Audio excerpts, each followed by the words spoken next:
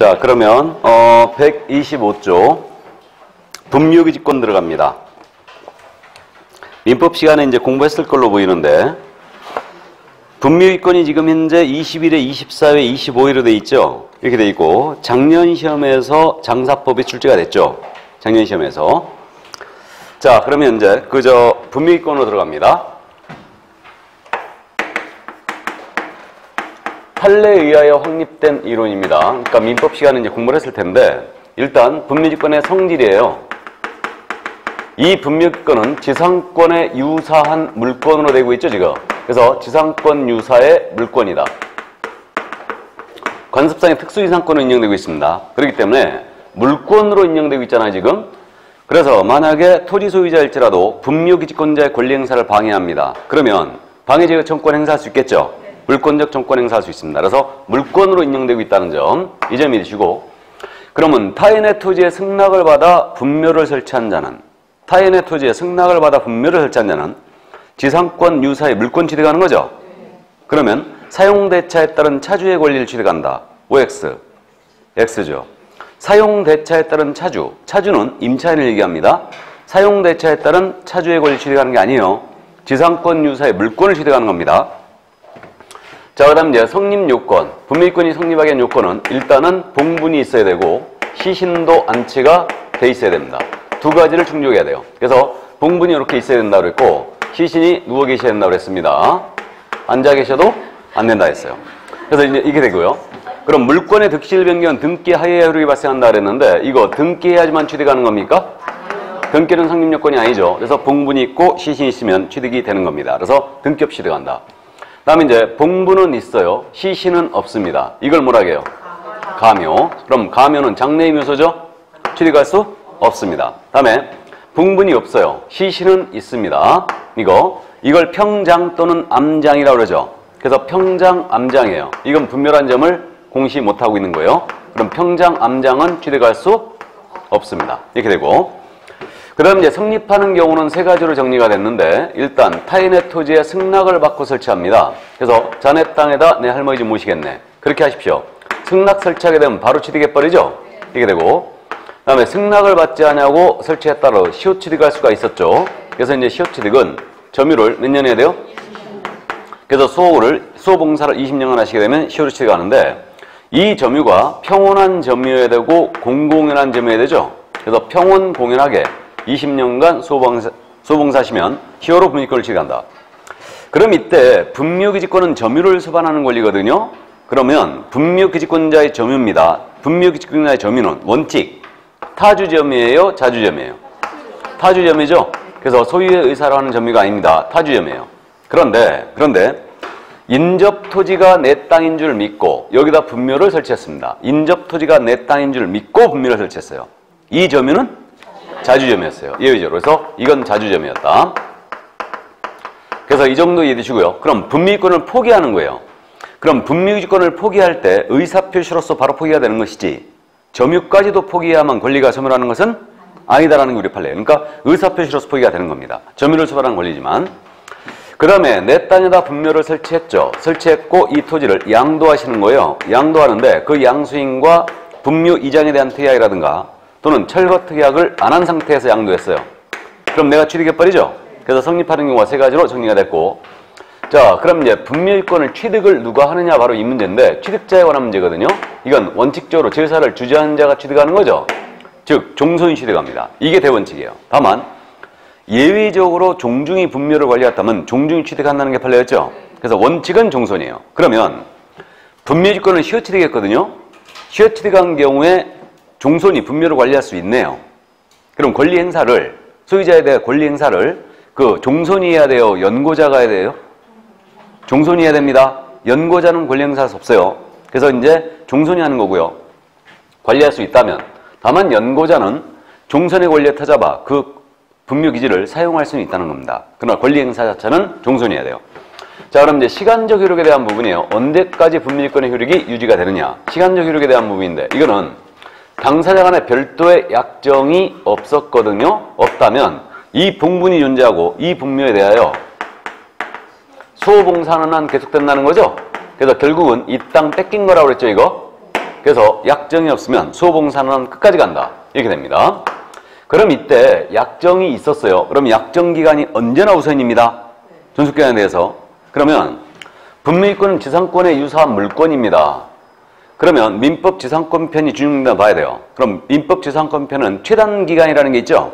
그래서 최단기간인데 이 최단기간의 규정이 적용되느냐, 바로 이 문제예요. 이거 적용이 있다 없다? 없다라는 게 우리 판례였죠. 그러니까 이제 분묘를 공작물로 본다면 최단 5년이지 않습니까? 그러면 이 5년 기간이 적용되지 않는다는 거예요. 이거. 그러니까 예를 들어서 자네 땅에다 내 할머니 좀 모시겠네. 그렇게 하십시오. 승낙 설치하는 거예요. 내가 그럼 취득하죠. 단 3년 뒤에는 이장을 해 주십시오. 그런 거예요. 이 3년이 유효하냐의 문제죠. 지금. 유효하다는 얘기죠. 만약에 이게 적용된다면, 최단기간이 적용된다면 5년으로 가야 되죠. 그래서 그건 유효하다는 겁니다. 이게 법정지상권과 결정적인 차이가 있는 거예요. 법정지상권도 지상권이죠. 법정지상권에 대해서는 최단기간의 보호를 받는 겁니다. 그래서 경관 건물이 만약에 법정지상권 취득해버리면 그건 30년 가는 거예요. 30년 가는 겁니다. 근데 분미권 적용이 없대요. 왜 그랬을까? 그 이유는 지류를 들여다보면 이해가 돼요. 지류. 우리 그 분묘기지권에 대해서 분묘기지권을 시효로 취득했습니다. 그래도 우리 대법원의 태도는 시효 취득의 경우도 지류 지급의 의무가 있다 없다? 없다라는 거죠. 물론 법정지상권도 지류를 당연히 지급할 의무가 있는 건 아니죠. 당연히 의무가 있는 건 아니지만 약정이 있으면 약정으로 가고 당사자 합의가 안 되면 법원이 정한다고 그랬죠. 그러니까 이런 부분에 차이가 있는 거예요. 그래서 분묘기권은 최단기간의 적용이 없습니다. 이게. 자, 그 다음 이제 장소적 효력에 대한 부분이거든요. 어디까지 분묘기지권의 효력이 미치느냐. 바로 이 문제인데, 분묘기지라는 것은 원래 따지게 되면 봉분이 안치된 밑에 땅이라고 그랬죠, 이거? 그래서 위에서 내려다 보니까 동그랗다고 그랬어요. 그럼 여기까지만 미친다고 한다면 절할 곳이 없다고 그랬죠? 그러니까 분묘의 기지뿐만 아니고 그 주변 공지를 포함한 지역까지 미친다는 게 우리 판례였죠. 이게. 그래서 주변 공지까지 포함합니다. 근데 우리나라 분묘는 대부분 이 뒤에 초생딸 모양의 둔덕이 있지 않습니까? 이걸 뭐라고 했어요? 사성. 그럼 당연히 사성까지 분묘권의 효력이 미치는 것은 아니라는 게 우리 판례였습니다. 그래서 그 정도 이해해 두시고요. 자, 그 다음에 이제 나머지 판례들인데, 부부 일방이 먼저 돌아가셨죠. 그래가지고 분묘권 취득했습니다. 취득했는데 다른 일방의 합장을 위하여 쌍분이나 단분 형태로 재설치합니다. 이거 인정했어요, 안 했어요? 안 했죠. 그럼 결국 분묘기지권이라는 것은 신설할 권능을 포함한다, 안 한다? 안 한다는 얘기고, 이장할 권능을 원칙적으로 포함하지 않아요. 이렇게 됩니다. 그래서 만약에 신설했다, 분묘기권 소멸해버린다는 얘기예요. 이장을 했다, 소멸한다는 얘기예요. 근데 다만 집단적으로 설치된 분묘였어요. 문중묘지라 가정하죠. 이게. 그래서 문중묘지인데 여기 선대들이 쫙 누워 계십니다. 근데 이 분묘들이 모두 분묘기지권을 취득했어요. 다 취득했습니다. 근데 족보를 정리하다 보니까 여기 누워 계신 분이 이 자리가 아니에요. 이 자리예요. 그래서 이장을 한 겁니다. 이장을. 그럼 집단 설치된 분묘들이 분묘지권을 모두 취득했고 그 분묘기지권이 미치는 범위 내에서 서로 이장을 한 겁니다. 이장. 이 경우에 분묘지권이 그대로 유지가 되느냐 소멸되느냐 이 문제예요. 지금. 이거 소멸할게요, 유지할게요? 유지됐습니다. 이 판례 들어봤는 모양이네. 유지가 됐습니다. 이거는. 그래서 이거는 이 판례와 지금 대치되는 걸로 보이죠? 부부 일방의 합장을 위하여 쌍문 단문 형태 재설치 인정 안 하죠. 근데 여기서는 인정했어요. 그러니까 이거 판결 내신 우리 대법원 그 판사님, 대법관께서 분명히 문중원이었을 가능성이 큽니다. 이거 그래서 어쨌든 이렇게 됐는데 이게 왜 그랬냐면요. 이 집단 설치된 분묘가 분묘기권을 취득했다는 것은 전 분묘 수호를 위해서 취득한 것이다. 그러니까 그 범위 내에서 이장을 했으므로 이때는 유지된다고 봐야 한다라고 한 거예요. 그럼 우리가 기억을 집단 설치된 분묘가 어쩌고 저쩌고 나왔잖아요. 그럼 유지됐다라고 기억하면 되겠네요. 이렇게 되고요. 그럼 이장으로 인하여 공터가 생긴 부분이에요. 공터. 이 부분은 분묘권 소멸한다고 봐야 되죠. 이렇게 됩니다. 그래서 이 정도. 그 다음에 이제 그 분묘 일부가 멸실했죠. 일부가 허물었다는 얘기죠. 일부가 멸실하여 유골이 존재합니다. 유골이 존재하고 원상 회복도 가능하답니다. 그럼 이거 분묘권 유지됐겠어요? 소멸했겠어요? 당연히 유지됐다고 봐야 되죠. 이렇게 되고 그 다음 이제 최근의 판례로서 총유물인 임야였죠. 총유물인 임야. 대표적으로 문중산을 얘기하는 거예요. 그럼 총유물인 임야에 대고 분묘를 설치할 수 있도록 승낙을 해주는 거예요. 그럼 분묘 설치하도록 승낙해줘버리면 분묘지권 취득해버리죠. 그러니까 이거는 지상권 유사의 물권을 취득시키는 처분행위다. 그러므로 총유밀인 임해야 되고 분묘를 설치하도록 승낙하는 행위는 사원총회 결의, 문중총회 결의가 있어야 된다라는 게 우리 대법원의 태도였죠. 여기까지. 그래서 이게 바로 이제 분묘지권 관련 다 판례였습니다. 그래서 여기까지 이제 이해를 해 두시고요. 자, 그럼 이 분묘기지권을 지금 현재 강력하게 제한하는 거. 강력하게 제한하는 게 바로 이제 장사법이죠. 장사 등연한 법률. 그래서 이 장사법은 2001년도 1월 13일서부터 시행되기 시작했습니다. 이 법. 그래서 2001년도 1월 13일부터 시행되기 시작했는데, 그럼 2001년도 이후에 설치된 부분들은 모두 장사법의 적용을 받는 겁니다. 이렇게 돼 있고요. 그럼 이 법상 이제 용어인데, 이 법은 분묘와 묘지를 확실히 용어를 구분하여 사용한다고 했죠, 이거. 그래서 분묘라는 것은 시신을 안치하게 한 시설을 얘기한다고 했죠. 그래서 이걸 얘기한다고 했고, 그 다음에 묘지라는 것은 이 분묘들을 설치하기 위한 일정 면적의 구역. 이것이 묘지다. 그래서 이 부분을 분묘로 보시면 되는 거고, 그 다음에 이 부분을 묘지로 보면 된다는 얘기죠. 이때 이 묘지는 공설묘지와 사설묘지에 대해 적용하고 있죠.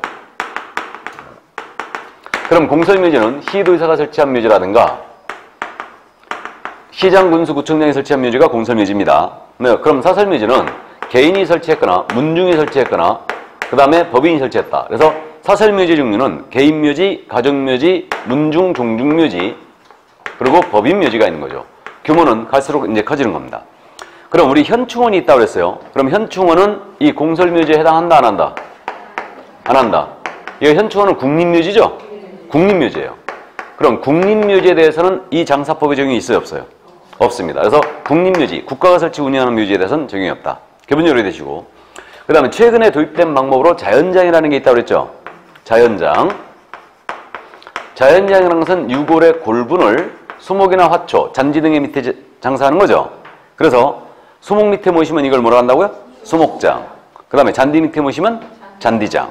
그 다음에 화초 밑에 모시면 화초장. 그래서 이제 이게 자연장입니다. 그러니까 최근에 도입된 장사의 방식인데, 자연장지의 종류도 이제 요거 사설묘지처럼 개인 자연장지, 가족 자연장지, 그 다음 문중, 종중 자연장지, 그 다음에 이거는 종교단체 자연장지가 있어요. 그래서 교회 같은 데서 이제 자연장지를 조성하고 있죠. 그러니까 종교단체 자연장지가 있고, 그 다음에 법인 자연장지가 있죠. 물론 규모는 갈수록 지금 커지고 있습니다. 그 다음에 그동안 납골시설이라 불렀던 것을 이 법이 용어를 뭐로 순화했다고요? 봉안시설. 그래서 봉안시설로 순화했는데, 봉안시설의 종류는 지금 현재 묘의 형식을 띈 봉안시설이 있죠. 이게 뭐라고요? 봉안묘라고 그랬고, 그 다음에 봉안당이라는 게 있다고 그랬어요. 이 당자가 무슨 당자라고요? 집당자. 그러니까 건축물의 형식을 띈 봉안시설. 이게 봉안당이에요. 그래서 드라마에 나오는 족족 봉안당이라고 그랬죠? 층층층 있는 거. 이게 봉안당이에요.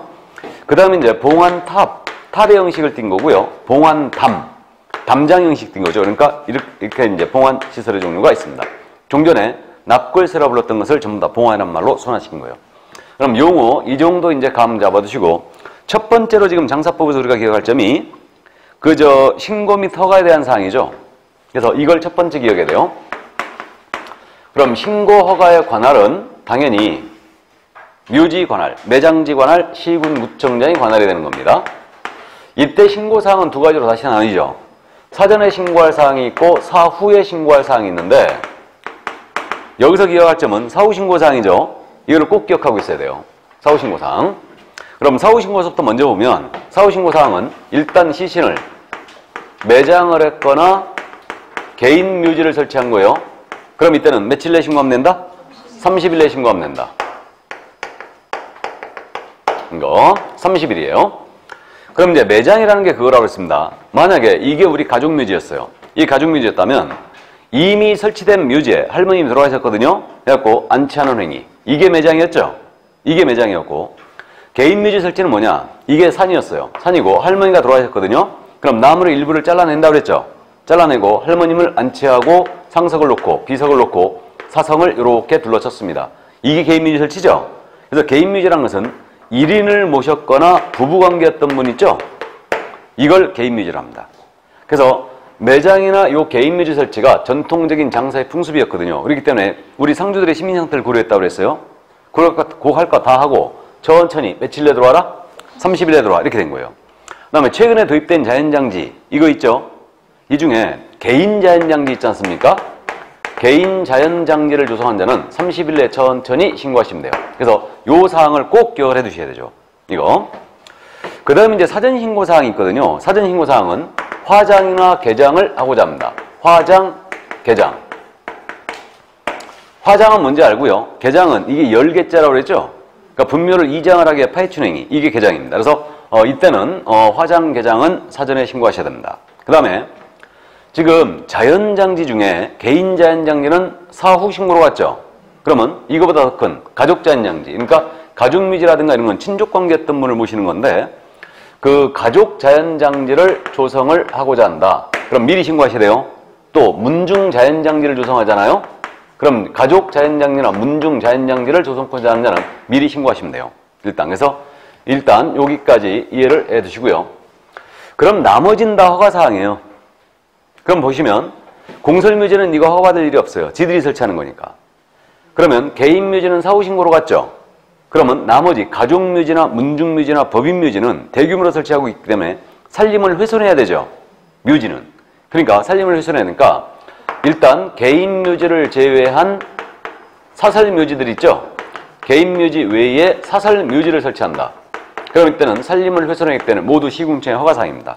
또 자연장지 중에 개인 자연장지는 사후 신고로, 가족 자연장지나 문중 자연장지는 사전 신고로 이렇게 돼 있고요. 그 다음에 종교단체 자연장지와 법인 자연장지는 대규모로 설치하는 거예요. 그래서 종교단체 자연장지라든가 또는 법인 자연장지 있잖아요. 이때는 미리 허가를 받으셔야 됩니다.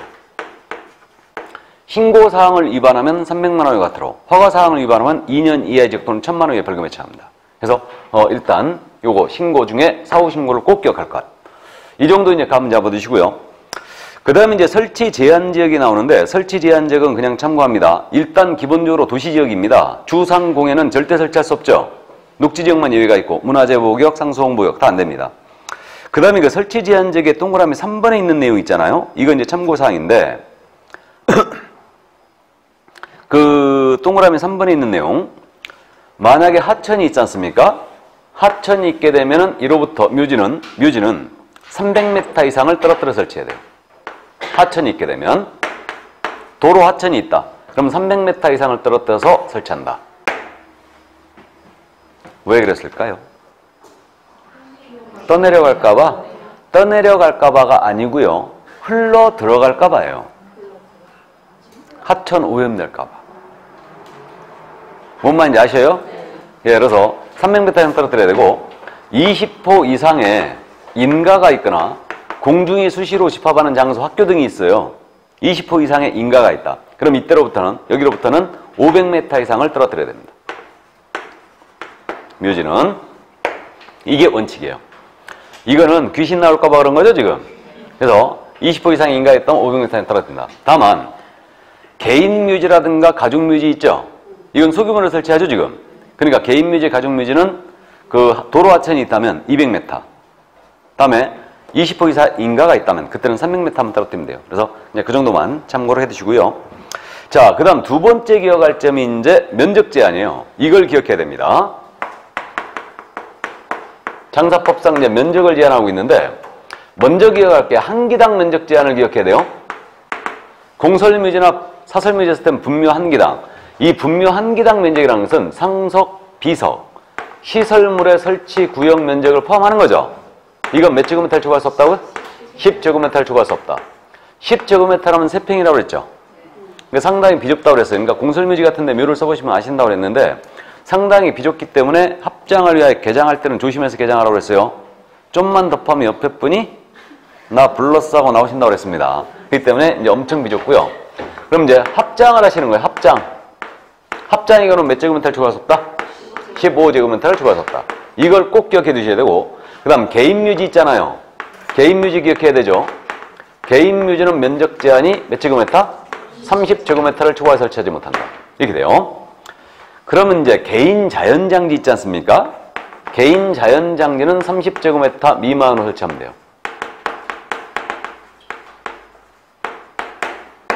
그래서 미만이냐 이하냐 뭐 이런 거 신경 쓰지 말고 30을 기억하는데, 그래서 우리가 기억을 어떻게 했냐면 개인 묘지나 개인 자연장지는 30, 30제로 기억하는 거예요.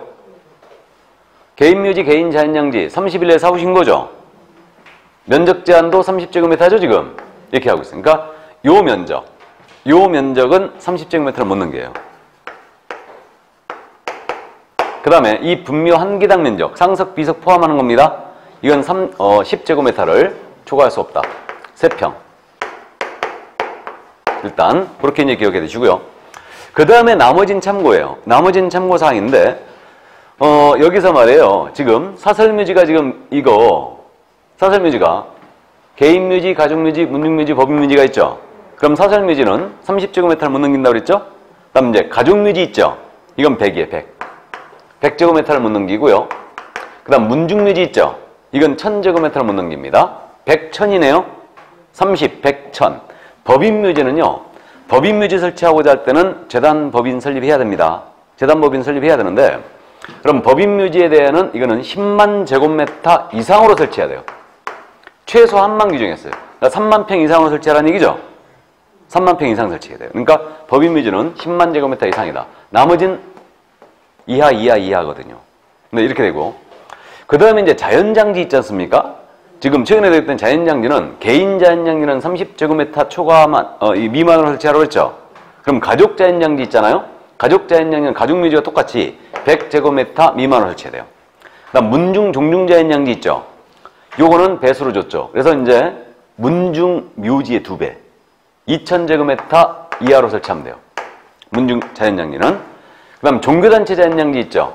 요것은 4만 제곱미터 이하로 설치해야 됩니다. 4만 제곱미터는 못 넘겨요. 법인 자연장지 있잖아요. 이거는 법인 묘지는 10만 제곱미터 이상으로 설치하라고 그랬죠.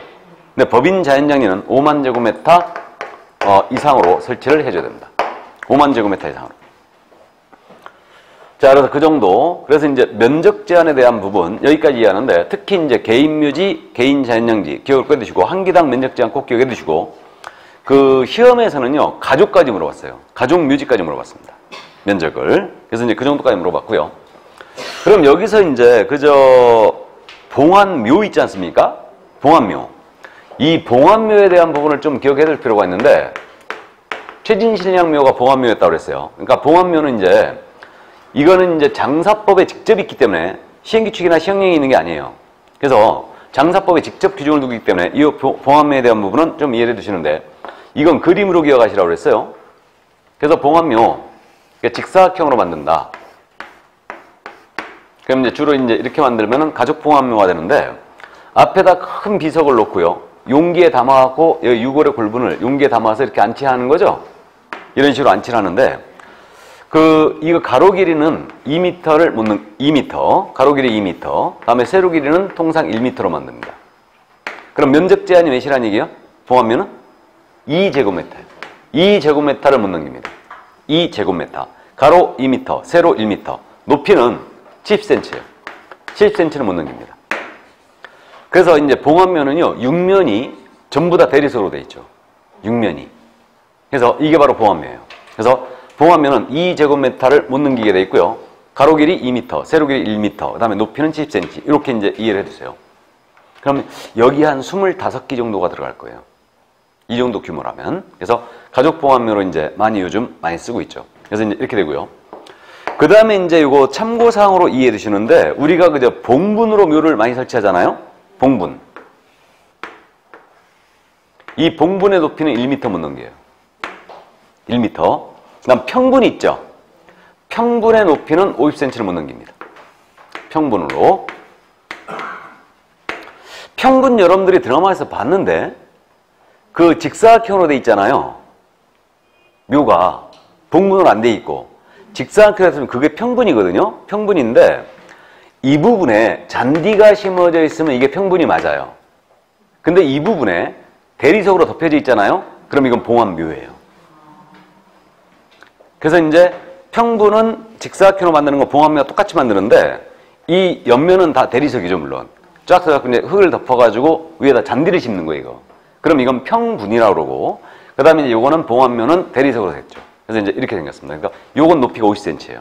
이거는 봉안묘는 70cm입니다. 이걸 못 넘기게 돼 있어요. 참고해 두세요. 일단 상식적으로 이해해 두세요. 근데 이거 잘 지켜요, 안 지켜요? 안 지키죠? 근데 공설묘지는 이거 다 지킵니다. 공설묘지는 다 지켜요, 이거.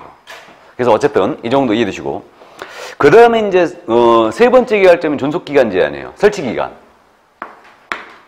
존속기간인데, 공설묘지나 사설묘지 했을 땐 분묘 존속기간은 몇 년으로 한다? 30년으로 한다.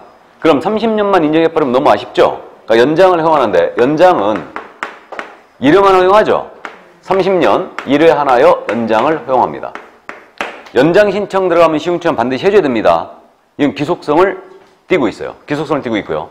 그러면 이 연장 기간은요, 조례로 단축할 수 있거든요. 5년 이상 30년 미만에게 조례로 단축할 수 있는데, 그러면 연장 기간 이거 단축이 없다면 최장 존속할 수 있는 기간이 몇 년이에요, 지금? 60년이죠. 그러면 존속 기간이 만료가 되었습니다. 만료가 되면 철거해야 되겠죠.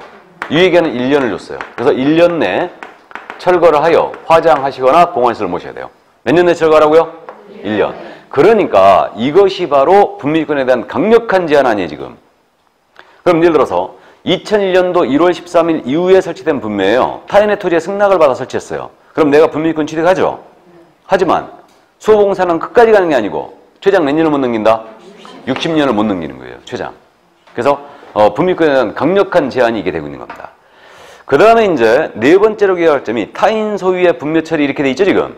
그래서 타인의 토지 등에 설치된 분묘처리인데, 이 타인의 토지 또는 묘지에 설치한 분묘, 승낙을 안 받고 설치한 분묘, 이걸 제가 무연분묘라고 그냥 통상 부르고 있는데, 타인의 토지에다가 그 소유자의 승낙을 받지 않냐고 설치한 분묘라든가, 타인의 묘지에다가 그 관리자의 승낙을 받지 않냐고 설치한 분묘예요.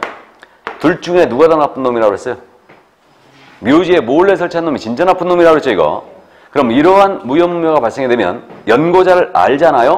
연고자를 알게 되면은 3개월 이상의 기간을 정하여 통지하라고 그랬죠? 이장을 해가라 하고 통지해야 돼요. 연고자를 몰랐잖아요? 모르면 그 뜻을 신문공부하라고 그랬죠? 그럼에도 불구하고 이장을 안 해갔다. 그러면 바로 파헤치면 안 됩니다. 시군구청장의 허가를 받아 개장하는 거예요. 시군구청장의 허가를 받아 개장할 수 있다고 그랬다. 즉 허가를 받아서 이장을 해버릴 수 있어요, 이거를. 그리고 후일 이 연고자가 나타나서 분묘 존속을 위한 권리 주장한다 못한다? 존속 권리 주장 못한다고 그랬죠, 이거. 그러니까 결국은 이거 2001년도 이후에 설치된 분묘가 이거 타인의 토지 여기에다 승낙을 안 받고 설치한 거예요. 그럼 이거 시효취득 인정한다는 얘기 안 한다는 얘기예요? 안 한다는 얘기입니다. 이제 2001년도 이후에 설치된 분묘들은 시효취득 인정 안 됩니다. 분미권에 시효취득 안 돼요, 이거. 아예 배제하겠다는 얘기예요. 그럼 지금 자연장이 도입이 됐는데 타인의 토지에다가 만약에 타인의 자연장지에다가 승낙을 안 받고 자연장을 해버렸어요, 이거. 승낙 안 받고 그럼 자연장 보존을 위한 권리 주장할까요, 못할까요? 당연히 못하겠죠, 이거. 그래서 자연장 보존 권리 주장 못합니다. 그래서 이 정도. 그래서 요게 이제 장사법에서 우리가 주요 기억할 점이 바로 여기까지였어요. 그래서 여기까지 이제 기억을 해 두시고요. 그 다음에 이제 사전매매 금지란 말이 맨 마지막에 나와 있는데, 그 묘지는 말이에요. 묘지는 거기 매장할 자가 사망하기 전에는 절대 사전매매 금지입니다. 다만 연세가 70세 이상인 분이라든가 향후 6개월 내에 돌아가실 것이 확실한 분 있죠? 이분은 미리 사놓을 수 있어요. 묘지에 대해서. 그래서 사전매매 금지예요. 이거. 자, 그럼 이제 다 했고요. 그럼 권리관계조사가 이제 다 끝났는데, 권리관계조사에서 이제 분묘기지권과 장사법이 주 타겟이라는 거, 이걸 이해해 두시고요. 그 128쪽에 지금 판례가 나오지 않습니까? 그 판례에 대해서 이제 기출에서 나왔던 한 번씩 이제 판례들인데, 일단 참고를 해 두시고요. 계약서 제작성할 때 이제 그 1번 판례 있잖아요. 계약서 제작성할 때 의뢰인이 제한물권 사항을 다시 한번 확인해 달라고 요청을 했어요. 그럼 이때는 확인할 의무가 있다는 게 판례였죠. 그래서 이 정도 참고해 두시고요. 나머지 판례 읽어보시고, 다음 129쪽에 법정상권이 나오고 있죠. 이거는 2차만 하신 분들을 위해서 실어놓은 거예요. 그러니까 법정상권에서 지금 출제 빈도가 최근 시험이 22회, 25회로 돼 있죠. 그 전에는 언제였냐면 13회였어요. 그래갖고 10년 만에 22회 때 출제했다가 다시 25회 때 냈습니다. 그럼 최근에 지금 22회 때 냈고 25회 때 냈습니다. 3년 터울이네요? 그죠? 올해 28회네요? 안 낼 거예요, 아마. 2차 마시는 분들 읽어두세요. 만약에 이 부분을 출제해버리면 다른 문제 하나를 빼야 되거든, 지금. 문제 비중 때문에. 그래서 이제 어쨌든 2차 하신 분들 읽어두시고 1차만 하신 분들은 민법에서 들으니까 상관이 1차 같이 하신 분들은 문제가 없을 겁니다. 그래서 그 정도 참고해 두시고요. 자, 그럼 이제 130쪽에 공법상 이용제한 및 거래규제 사항으로 넘어갑니다. 공법상 제한으로 들어왔어요, 이제. 그럼 이 공법상 이용제한 및 거래규제에 관한 사항을 들어갑니다. 그래서 이제 공법상 제한에 관한 사항인데 이 공법상 제한에 관한 사항은 기본적으로 어떤 공부를 기준으로 조사한다고요? 토지 이용계획 확인서. 이걸로 조사하는 거예요. 근데 모든 토지 이용계획 확인서로다가 공법상 제한을 확인할 수 있는 것은 아니죠. 주요 내용만 나옵니다. 그러니까 우리는 이 공법상 제한하는 법률이 100여 개가 있다고 그랬는데 개별법을 조사할 필요가 있고요. 나아가서 공부에서 확인이 안 되는 사항들 있죠. 이러한 것들은 부동산 종합정보망이 있다고 그랬죠. 부동산 종합정보망이 뭐예요? 예? 온나라. 부동산 종합정보망이 온나라 아닙니까? 그래서 온나라, go.kr 있죠? 여기 들어가서 더 조사할 필요가 있고요. 그 다음에 그 루리스라는 것도 있어요. 루리스. 토지 이용기재 정보 서비스. 루리스. 루리스. 이렇게 되고요. 이거 이제 go.kr이죠. 그래서 루리스 몰리.go.kr이네요. 주소가. 이거 안 써놨나요, 제가? 써놨죠? 예, 그래서 루리스 이게 토지 이용 기재 정보 서비스 이게. 그래서 이게 온나라 보면 대부분 나오거든요. 근데 토지 하시는 분들은 이거 꼭 보셔야 돼. 루리스 토지 이용 기재 정보 서비스. 그래서 이게 있습니다. 그래서 이제 국토부에서 이제 운영하고 있는데 그래서 이제 사이트명을 알아둘 필요가 있어요. 그래서 물론 이제 여러분들이 그저 정보망에 가입을 하면 정보망 화면 자체에서 초기 화면에서 전부 다 연결시켜줘요. 그러니까 그 국토교통부, 그 다음에 이제 루리스, 또 이제 온나라 이런 건 기본적으로 이제 클릭만 딱 하면 다 연결되게 돼 있습니다. 전자민원 24시, 그 다음에 현금영수증 전부 다 연결돼 있죠. 물론 현금영수증 가맹점으로 가입해야 됩니다. 그래갖고 이제 화면에 띄워놓고 바로바로 클릭하면서 쫙 들어가는 거예요. 글로. 그래서 그럼 이제 어쨌든 이렇게 이제 요걸 통하여 더 조사할 필요가 있다는 얘기죠. 그럼 이제 공법상 제한은 크게 공법상 이용 제한이 있고요. 공법상 거래 규제가 있죠. 이거 개념을 구분 못 하신 분이 가끔 있다고 그랬는데 말 그대로예요.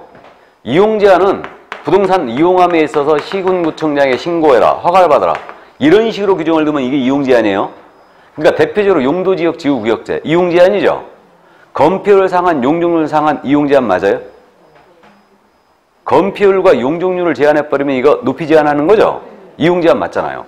뭐 상수원 보호구역, 접도구역, 학교 환경 위생 정화구역 이런 것들 전부 다 이용 제한이에요. 다. 근데 이제 거래 규제는 뭐냐면 부동산을 거래한다. 사고 파는 거예요. 거래함에 있어서 신고나 허가제를 두고 있잖아요. 그럼 이게 거래 규제죠. 그럼 거래 규제 대표 주제가 뭐겠어요? 토지거래 허가제. 당연히 거래 규제고. 또 농지법에 따른 농지취득자격증명제가 있죠. 소유상한제. 이거 거래 규제잖아요. 또 그저 외국인은 국내 부동산 등을 취득할 때 신고나 허가제가 있었죠. 이것도 거래 규제고. 부동산 거래 신고제는 거래 규제 아닙니까? 맞죠? 거래 규제다. 그래서 우리는 부동산 거래를 소개하고 있기 때문에 거래 규제는 개별적인 내용 모두 이해하고 있어야 되죠, 이거. 그럼 이제 토지거래 허가제 앞에서 공부했어요. 그 다음에 외국인 취득신고 허가제 앞에서 공부했습니다. 나아가 부동산 거래 신고도 앞에서 했죠? 그럼 남는 게 뭐뿐이에요, 지금? 농지증이죠. 그러니까 이제 농지법이 등장하고 있는 거예요. 그래서 이 농지법의 내용을 우리는 철저히 숙지를 해 두셔야 돼요. 그럼 출제 빈도표가 지금 현재 23회 했고 26회, 27회 이렇게 돼 있죠. 그죠?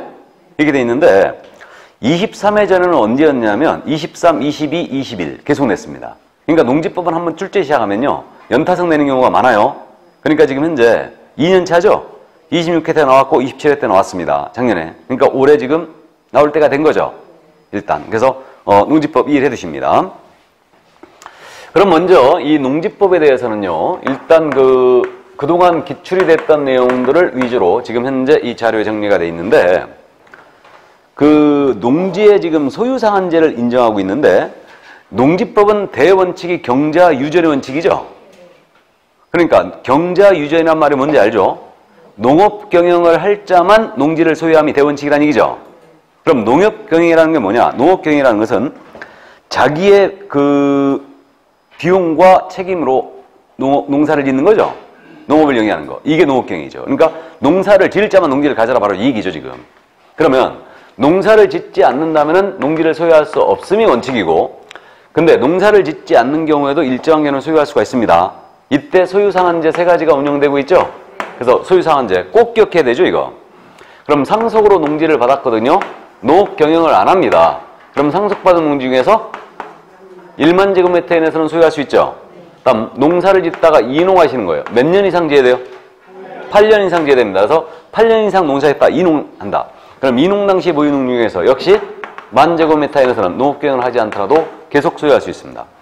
다음 도시민이 주말 농장용으로 농지를 취득할 수 있죠. 이때 주말 농장용 농지는 이거 1000제곱미터 미만의 하나에 소유할 수 있죠. 이 면적은 세대원 전부 합산 맞아요? 세대원 전부 합산입니다. 그래서 세대원 전부 합산하여 1000제곱미터 미만의 하나에 소유할 수 있다. 이게 만만천이라고 했죠. 그래서 만만천, 만만천 이렇게 얘기하고요. 그럼 이거 상속 이농의 경우는 지금 유휴농지가 많았기 때문에 예외를 인정하고 있는데 원칙 10,000제곱미터 이내에서만 소유할 수 있거든요. 근데 농지법에 따라 농지를 임대를 하거나 사용대를 했잖아요. 그럼 그 임대차 기간 동안에는 계속 소유상한을 초과할지라도 소유할 수 있습니다.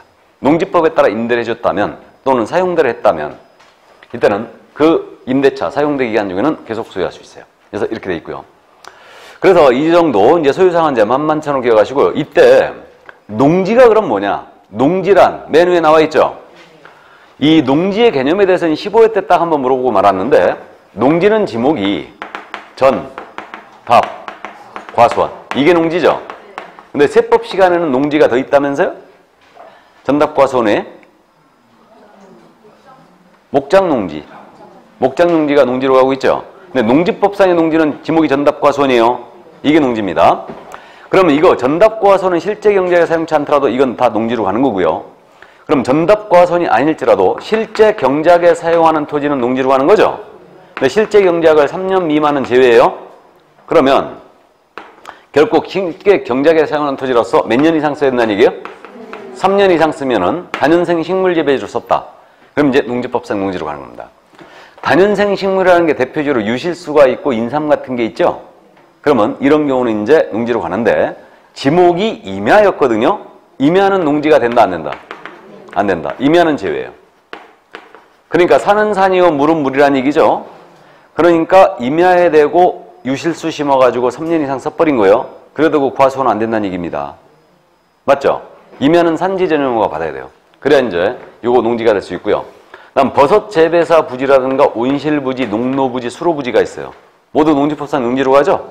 이게 되고 초지법상 초지, 농지가 되지 않습니다. 그래서 이 정도. 그러니까 농지의 개념, 이 정도만 파악해 두시고. 자, 그 다음에 이제 농지에 대한 임대차 계약 등이 나오고 있습니다. 그래서 최근 시험에서 지금 농지에 대한 임대차 계약을 자주 묻고 있는데 농지법이 정하는 바가 아니면 농지에 대한 임대차, 사용대차를 해줄 수 없습니다. 농지법이 정하는 바가 아니면 이렇게 되는데 농지에는 전세권 설정 등기 안 된다고 그랬죠? 네. 그거 왜 안 된다고요? 소장농 방지를 위해서 원래 들어온 거죠? 그러니까 민법에서 그렇게 전세권 설정 등기 안 된다고 했어요. 근데 임대차는 되죠? 네. 참 미안합니다. 맞죠? 이제 풀어야지. 그럼 풀어야지. 민법에 전세권 삭제해버려야지. 할 수 없다 이거를. 어쨌든 그래서 이제 임대차는 농지법이 정하는 바에 따라 할 수 있죠. 그럼 이제 여기서 이 임대차에 대해서는요, 그 농지에 대한 임대차 계약은 서면 계약을 원칙으로 합니다. 서면 계약서 써야 돼요. 그러니까 박서방 산 밑에 다랑치 땅 바로 먹고 이거 가을에 쌀 한 산 보내라. 명확하지 않죠? 그러니까 임대차 계약은 서면 계약을 원칙으로 한다는 얘기예요. 계약서 쓰라는 얘기입니다. 이걸 원칙으로 하고 있고 임차인이 대항력 취득할 수 있거든요. 그래서 임차인이 대항력을 취득할 수가 있는데 그럼 농지에 대하여 인도를 받았어요. 인도를 받고 시구 읍면장입니다. 시구 읍면장한테 확인을 받았잖아요. 임대차 계약에 대하여. 그럼 임차인은 대항력을 취득하죠. 언제서부터? 다음 날서부터 취득한다. 그럼 다음 날로부터 이제 대항력을 취득하고 그러면 임차인이 대항력을 취득한 후에 이 농지를 양수한 자는 임대인의 지위를 그대로 승계하게 되죠. 그대로 승계합니다. 그래서 대항력 취득할 수 있고 그 다음 이제 임대차 이거 농지 임대차 최단기간 보호를 하고 있죠. 임대차 계약 기간에 정함이 없었거나 농지 임대차 계약 정함이 없었거나 기간을 3년 미만으로 정했습니다. 그 기간은 몇 년으로 본다? 3년. 그러니까 농지에 대한 임대차 계약은 3년 이상으로 하라는 얘기죠? 이 얘기입니다. 그러니까 최단 기한 3년 이렇게 이제 되고 있고요. 그러면 이것도 묵시행인신이 있거든요. 이 묵시행인신은 임대인만 계약기간 만료 전 3월 전이죠. 임대인만 만료 전 3월까지 만약에 거절 통지 안 했잖아요. 임차인에 대해서. 그러면 이때는 묵시행신을 합니다. 그럼 묵시행신이 됐을 때도 기간은 몇 년으로 가는 거예요? 3년으로 갑니다. 그럼 상가 임대차 기간 최단 1년이죠. 주택 임대차 기간 최단 2년. 농지는 3년 가는 거예요. 그래서 일단 이렇게 기억하시고, 그러니까 3개월 전까지 임대인만 거절 통지 안 하면은 그대로 묵시행신을 합니다. 이렇게 되고요. 그 다음에 임대차 관계에 대한 분쟁이 생겼습니다. 그럼 이제 조정 신청할 수 있죠. 이 조정은 시군구청장이 할 수 있습니다. 그러니까 시군구청장에게 조정을 신청할 수 있고요. 조정이 성립이 됐다. 그럼 임대차 계약의 일부로 간주합니다. 일단 이렇게 되고요. 그 다음에 임대차 계약에 대한 종료명령도 낼 수 있어요. 종료명령. 임대차 관계 끝내라. 종료명령을 낼 수가 있는데 임차인이 노후경에 사용하지 않는다. 농지를. 그러면 종료를 명할 수가 있는데 이때 종료명령 나가면 임차인은 3개월 내는 종료해줘야 돼요. 그럼 농지법 임대차는 3자가 엄청 친하네 지금. 최단기간 3년이고 묵시행신 3개월 전까지만 임대인만 거절 통지 안 하면 묵시행신을 하고 이거 종료명령도 3개월 내에 종료해줘야 되죠? 이렇게 됩니다. 이렇게 되고요. 그 밖에 이제 기타 이 규정에 위반된 것으로서 임차인에게 불리한 것은 효력이 없어요. 이걸 뭐라 한다고요? 편면적 강행 규정이라고 그러죠. 이게. 그 다음 이제 참고로요. 농지에 대한 표준 임대차 계약서 정하여 사용을 권장할 수도 있거든요. 표준 임대차 계약서 누가? 농지에 대한 표준 임대차 계약서 누가요? 농림부 장관이죠. 뭐 농림축산식품부 장관이죠. 거기 써 있잖아요. 없어요? 있을 텐데.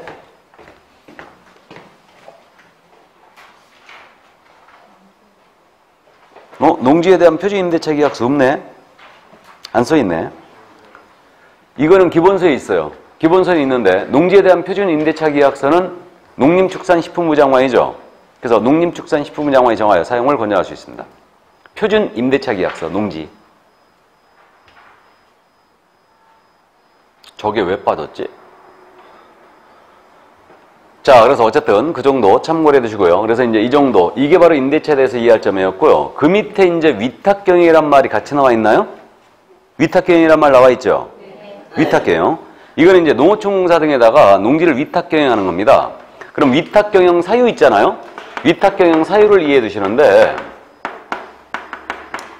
우리 그저 휴업할 때 유월을 초과하는 휴업. 휴업은 유월을 초과할 수 없죠?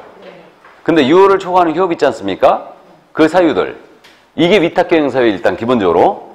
그러면 질병이 있다. 질병이나 요양, 징집으로 인한 이병, 취약이 있죠? 이런 경우는 위탁경영 됩니다. 근데 아주 특이한 게 있다고 그랬죠? 3개월 이상 해외여행을 가시는 거예요. 나아가 농업인이 선거에 따른 공직에 취임하잖아요? 그럼 이거 위탁경영 된다고 그랬죠? 특이합니다. 냄새가 나도 너무너무 난다고 그랬죠, 이거? 냄새가 나도 너무너무 나더라.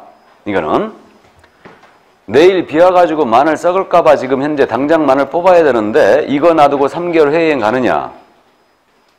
그죠? 말이 안 되는 소리죠, 이게요. 그래서 어쨌든 3개월 이상 해외여행. 이것도 3개월이네, 지금. 그 다음에 선거에 따른 공직취임. 이렇게 됩니다. 그래서 이제 이 정도. 자, 그럼 농지에 대한 임대차 계약을 다 봤고요, 이제. 그럼 이제 농지취득자격증명제로 넘어가야 되죠. 농취증제.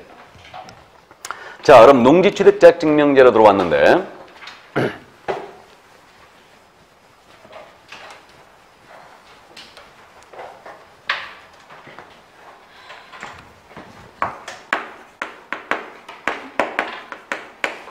이 농지취득자격증명의 성격이거든요. 이제 성격인데, 이거는 농지에 대한 소유권 이등기할 때 이걸 첨부해야 돼요. 농취증이 있어야 됩니다. 그래야 이제 이등기를 해줍니다. 그러면 갑과 을이 농지에 대하여 매매하셨거든요. 을이 농지취득자격증명을 받지 못했습니다. 못 받아버렸어요. 이자가 농취증을. 그럼 못 받게 되면 이 매매계약이 무효가 되느냐 이 문제예요. 이걸 못 받았다 하더라도 매매계약은 유효다 무효다? 유효다.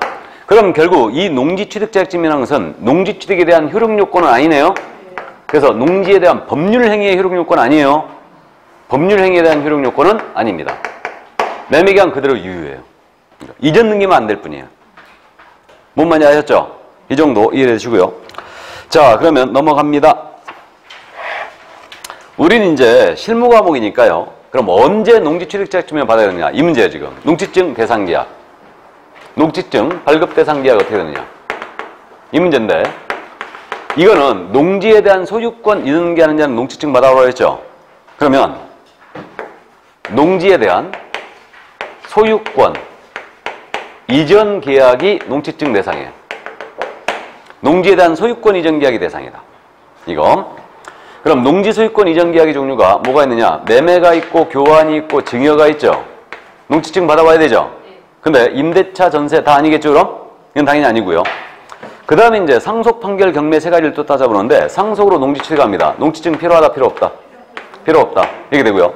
경매로 농지 취득합니다. 있어야 돼, 없어야 돼? 주의해야 됩니다, 이거. 경매의 경우 농지증 내라고 했어요. 언제까지 내야 되는지 기억나세요? 경매? 매각길, 매각결정길, 대금완납일. 언제까지 내면 돼요? 매각결정길까지. 그래야 허가 떨어진다고 그랬죠, 이거? 매각결정 떨어진다고 그랬어요. 그래서 매각결정길은 매각기일에 내는 건 아니라고 그랬죠. 그래서 매각결정길까지 내줘야 됩니다. 그래서 이거 주의하시고 판결은 짜고 치는 걸 막기 위해서 이거 농지증 받아와야 되죠. 그래야 이전등기 촉탁해 줍니다. 그 밖에 이제 더 주의할 점이 뭐가 있느냐? 도시민이 주말 농장용으로 농지를 취득합니다. 농지증 있어야 돼, 없어야 돼? 있어야 되죠, 이거. 착각하면 안 됩니다. 그 다음에 농지 전용 협의가 있다고 그랬고 농지 전용 허가나 신고에 의한 취득이 있다고 그랬죠, 이거. 자, 농지증 안 받아도 되는 게 협의예요, 허가예요, 신고예요? 협의. 협의는 농지증 필요 없다. 이건 짱들이 하기 때문에 필요 없다고 그랬죠. 그래서 농림축산식품부 장관, 지자체장이 농지를 대규모 개발사업에 쓰기 위해서 협의한 거다. 그러니까 안 되는 거, 이건 필요 없고요. 근데 농지 전용 허가나 신고에 의한 취득은 이건 개인이 하는 거라 그랬죠. 그러니까 농지증 받아 오셔야 됩니다. 주의하세요, 이거. 엄청 잘 물어봅니다. 이 점 명심해 두시고. 그 다음에 말이에요. 도시지역 내에 있는 농지예요, 도시지역. 주상공에 있는 농지는 절대 다른 용도로 쓸 예정돼 있기 때문에 농지로 안 쓰겠다는 얘기죠. 그러니까 도시지역 내 농지는 원칙적으로 대상 아니에요.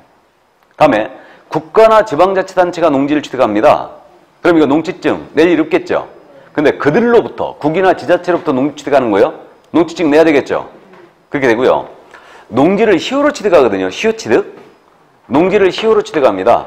농지증 내야 될까요? 안 내야 될까요? 시효 취득하면 이전 등기하는 거죠. 취득자 앞으로. 그럼 이거 농지증 안 냅니다. 왜 안 낸다? 농사를 이미 짓고 있었으니까 안 냅니다. 그럼 공유농지 이거 분할하재요. 그래서 공유농지를 이제 분할합니다. 그럼 이때 공유농지 분할하게 되면 이것도 이전 늦게 하죠. 그럼 역시 농지증 내야 되느냐? 이 문제가 있어요. 낼까 안 낼까요? 역시 안 낸다. 농사를 짓고 있었으니까. 그럼 농업법인입니다. 농업법인이 합병을 하신대요. 합병으로 취득해요. 합병은 포괄적 승계가 일어난다고 그랬죠. 그러니까 합병으로 취득한다. 그럼 이때는 상속과 똑같은 거죠. 그러므로 이것도 농지증을 내지 않습니다. 합병 취득도. 그래서 일단 그렇게 되고요. 그래서 이제 요 정도 감 잡아 두시는데 농지증 대상이냐 아니냐. 그 다음에 이제 우리가 앞에서 했죠. 토지거래 허가 받았어요. 근데 그 허가받은 토지가 농지였어요. 그럼 농지증 낸다 안 낸다? 안 낸다. 그래서 토지거래가 받으면 농지증 받은 것으로 의지해버리죠. 의지합니다. 간주가 되죠. 근데 농지취득자격증을 받았다 하여 우리 부동산 거래 신고 있죠. 매매였어요. 부동산 거래 신고는 면제가 돼야 안 돼요. 부동산 거래 신고를 해야 됩니다. 그렇게 됩니다. 그래서 그 정도 이해해 주시고요. 자, 그럼 이제 농지에 대한 농지증 발급 절차죠. 농지증 이제 발급 절차인데 이 절차에선 주의할 점이 관할이 아주 특이하다고 그랬죠, 이거. 관할은 시, 구, 읍면장이죠. 누가 빠진 거예요, 지금? 군수가 빠진 거예요? 맞죠? 그래서 군수가 지금 빠져 있다는 걸 주의합니다. 시구 읍면장이다. 농지증 발급 권한은 군수가 빠졌어요. 그 다음에 이거 공동신청입니까? 단독신청입니까? 이건 단독신청이에요. 부동산 거래 신고 공동. 토지거래가 신청도 공동. 그러나 농지증 발급 신청은 단독. 거민도 단독 신청이에요. 그래서 농지증 발급 신청 단독 신청입니다. 매수인이 단독 신청하면 되고 이때 농업 경영계획서를 첨부해야 되거든요. 이 농업 경영계획서를 첨부하는데 우리가 이해할 점은 농업 경영계획서를 첨부하지 않는 경우 이걸 기억합니다. 그럼 농사를 이렇게 짓겠다 뭐 인력 동원 계획하고 이제 장비 동원 계획 이런 것들 들어가야 되는데 농업 경영계획서를 첨부하지 않는 경우를 기억합니다. 용도가 똑 떨어지는 경우는 첨부하잖아요. 그 용도가 똑 떨어진다는 게 뭐냐면 도시민이 주말 농장용으로 취득합니다. 농업 경영계획서 첨부 필요 없죠. 학교 등이 실습지용으로 취득하는 거예요. 용도 정해졌죠? 그러니까 이때도 필요 없습니다. 또 농지 전용, 다른 용도로 쓰겠다. 허가나 신고에 의한 취득하잖아요. 농지증 내야 된다고 했죠? 이때도 이제 전용 허가 신고할 때 어떤 계획으로 쓰겠다. 계획이 나갔기 때문에 그래서 이 경우는 농지증이 필요 없습니다. 농업계획에서 첨부 필요 없습니다. 농지증 받아야 되지만. 그럼 이거 처리기한 며칠? 4일이죠. 근데 농업계획에서 첨부가 필요 없는 경우는 2일로 돼 있죠. 이거 첨부하지 않는 경우는 이틀로 돼 있다. 이렇게 이해되시고 그럼 이제 마지막으로 농지에 대한 처분 의무입니다. 그럼 농지를 농업계획에 사용하지 않는 거예요. 그럼 처분해야 되죠. 그죠? 경제화 유지의 원칙이니까 처분해야 됩니다. 그러면 농업계획에 사용치 않으면 시군구청장이죠. 처분하세요 하고 통지해줘요. 이때 위탁경영할 수 있음을 같이 알립니다. 그럼 처분 통지할 때 유효기한은 몇 년을 정해준다? 1년. 1년 내 처분하세요 통지합니다. 그럼에도 불구하고 1년 내 처분 안 했잖아요. 그럼 처분 명령 나가요? 처분 명령은 이거는 반으로 뚝 자릅니다. 이거는 6개월 내 기간을 정하여 처분 명령이 나가요. 그럼에도 불구하고 처분하지 않았다. 그럼에도 불구하고 처분하지 않으면 이때는 이행강제금이 나가거든요. 그럼 이행강제금은 농지가액의 몇 프로? 20%입니다. 20%가 매년 부과돼요. 이건 확정금 20%예요. 이행강제금 이거는. 그래서 이때는 만약에 5년만 맞아버리면은 이거 100% 맞아버리네요? 맞죠? 예를 들어서 이렇게 이제 됩니다.